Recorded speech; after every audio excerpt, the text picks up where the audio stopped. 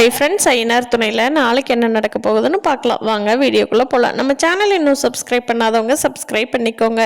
நிலா என்னதான் பல்லவன் கிட்ட உங்கள் அண்ணா அந்த பொண்ணையே கல்யாணம் பண்ணிக்கிட்டுடா, அதுக்காகத்தானே பின்னாடியே சுற்றினாரு, என்னமோ பண்ணட்டும்டா, எனக்கு மீட்டிங் இருக்குது, நான் போய் பார்க்குறேன்னு சொன்னாலும் மனசுக்குள்ளே நிலாவுக்கு சோழன் அந்த பொண்ணு லவ் பண்ணுறேன்னு சொல்லியிருக்கே, கல்யாணம் பண்ணிக்குவாரா, அந்த டென்ஷனே தான் நிலாவுக்கும் மைண்டுக்குள்ளே இருக்குது.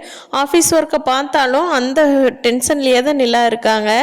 ஆனால் அவங்களோட பாஸ் இருக்கார் இல்லையா, அவர் நிலாவை என்னமோ டென்ஷன் இருக்குது நிலாவுக்கு, ஆனாலும் எவ்வளோ அழகாக இருக்கா, எவ்வளோ கிளவராக இருக்கா அப்படின்னு சொல்லி நிலா எப்படி இருந்தாலும் அதை ரசித்து பார்த்துட்ருக்காரு.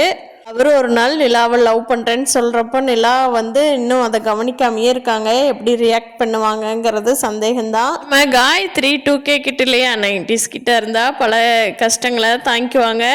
அவங்களுக்கு சோழன் கல்யாணம் ஆயிடுச்சு அப்படிங்கிறது இப்போ தான் தெரிஞ்சதுனால இப்படி மறைச்சிட்டாரே, கல்யாணம் ஆனது எங்கிட்ட மறைச்சிட்டாரே, என் ஃப்ரெண்ட்ஸுக்கிட்டேலாம் நான் அவரை தான் லவ் பண்ணுறேன்னு சொல்லிட்டுனே, நான் எப்படி இன்னி அவங்க முகத்தில் முழிப்பேன், ஐயோ என்னால் முடியாது அப்படின்னு சூசைட் பண்ணலான்னு சொல்லி ஏதோ ஒன்று பண்ணுறாங்க.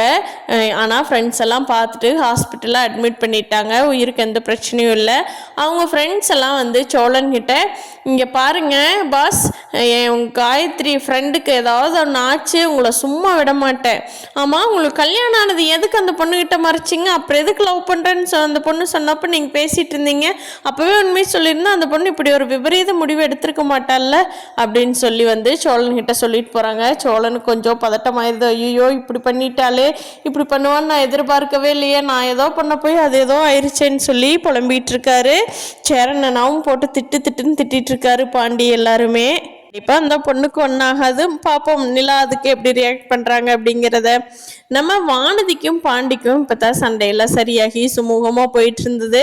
ஆனாலும் வானதி விடுறாங்களா, நான் முக்கியமா உன் வீடு முக்கியமா, நான் முக்கியமா உன் வீடு முக்கியமானு கேட்டு திருப்பி அவங்களுக்கு சண்டை வரப்போகுது. சண்டை பெருசாகுதா, கல்யாணத்து வரை கொண்டே முடிவு போகிறாங்களா அப்படிங்கிறத வரப்போகிற எபிசோடில் பார்க்கலாம். ஃப்ரெண்ட்ஸ், இந்த வீடியோ பிடிச்சிருந்தா லைக் பண்ணிக்கோங்க. நீங்கள் என்ன நினைக்கிறீங்கன்னு கீழே கமெண்ட் பண்ணுங்கள். தேங்க்யூ.